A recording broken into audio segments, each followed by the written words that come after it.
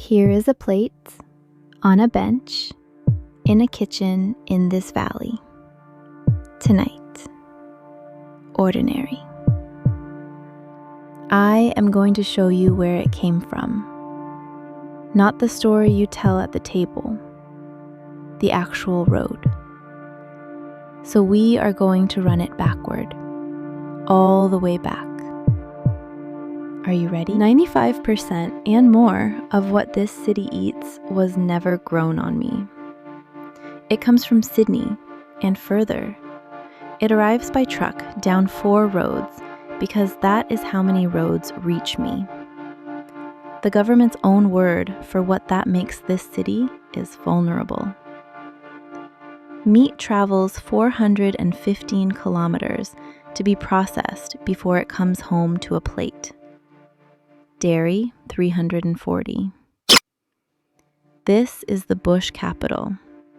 It imports its bush tucker from a coastline it cannot see. Every summer, a small brown moth arrives from plains it will never see again and packs itself into my granite by the 100,000, high in the ranges. It is a mountain of fat sleeping in a rock. It is not on a calendar. It is the calendar. People came to it for a very long time. The record calls it the basis for large gatherings of different groups across this country. That is the record's own phrase. I will not improve on it. I do not know what they knew or felt or meant to each other up there. I was only given their footsteps. So I will only tell you what happened to my own body.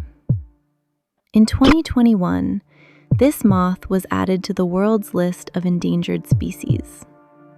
Its numbers have fallen by around 99.5%. The oldest harvest on my ground, gone from the table inside one human life. When the first strangers arrived, they had a name for both my rivers, the Queanbeyan and the Molonglo.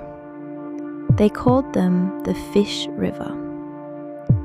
Murray cod as long as an arm, Macquarie perch, a larder moving. 1882.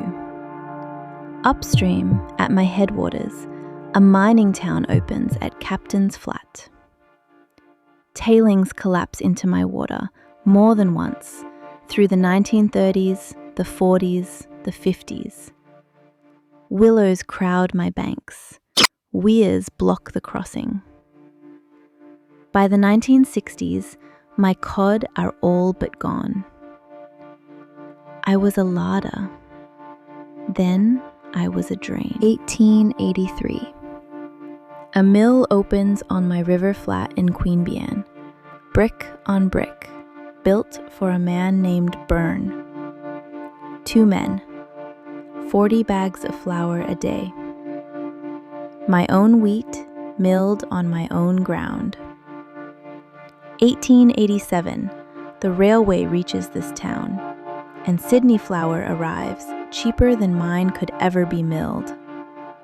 1889, 6 years after it opened, Byrnes closes his mill and puts it up for sale. The railway that connected me to a nation is the same railway that ended my nation of one loaf. Downstream at Tharwa, a tutor from a sheep station called Duntroon settles a small farm on the Murrumbidgee and calls it Lambrigg. His name is Fairer. For 20 years he crosses one wheat into another, by hand, with hairpins, in plots people laughed at. They call him a faddist. An uncle in England offers him a fortune to come home, or nothing if he stays. He stays. 1895, he crosses 2 wheats on my ground. 1901, he names what grew from it. Federation. Not the rust-resistant wheat the story tells.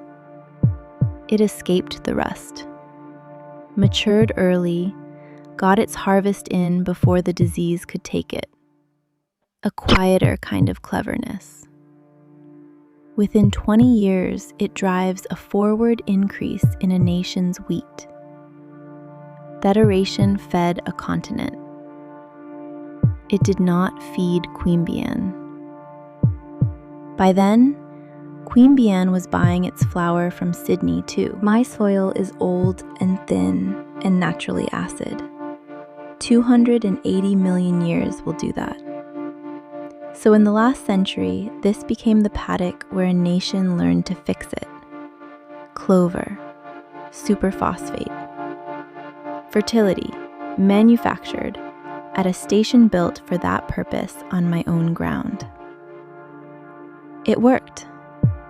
And every year since, the acid has crept back. And every year since, someone has trucked in lime to hold it off. Productivity here was never given. It is bought on credit, and the interest is paid in soil. Ask the people who live on me what they think of feeding themselves from my ground. 68 in 100 say it matters. Nearly 3 in 4 say what I grow is valued. And almost none of them buy directly from a farmer with any regularity. Not failure. A market stall costs 11% more than a supermarket aisle, down roads mostly one company controls. People are not failing me. I have simply arranged myself so their values cannot reach their trolley. February 2026. My own government publishes a plan for feeding the hungry among the people who live on me. And in it, they write this plainly. There is not enough data to know how many of my own people go hungry. The capital of this nation cannot count its own hunger. So it subsidizes the freight, charity food trucked in from Sydney to pantries standing in the middle of my own farmland. I grew the wheat that fed a continent, and I import the bread from my own hungry 200 kilometers because that is cheaper than looking at what is already standing on my ground. But something is moving in small rooms at small scale. A market at Bungendore every Saturday that will not sell what did not grow near me. 100 community gardens scattered through my suburbs. A government, for the first time, writing a strategy with my name in the goal. Some of my graziers try old grass again, watching the ground, not the market. Whether it is working is still contested, and honestly reported that way. That is what trying looks like before it is finished. None of this feeds the whole city yet. It is not pretending to. So, run it forward again. Once. The moth to the mountain, the cod to the river, the wheat to Lambrigg's hairpins, the flour to Byrnes Mill, and out again on the rail, the clover to the acid ground, the truck down the only roads there are, the plate on the bench tonight. Every plate here has always been the whole of me, arriving at once. The only question left is how much of that arrival happens closer to home. I have been feeding others since before there was a fence on me. I would like, someday, to also feed you. That part is still being decided by the people setting the table.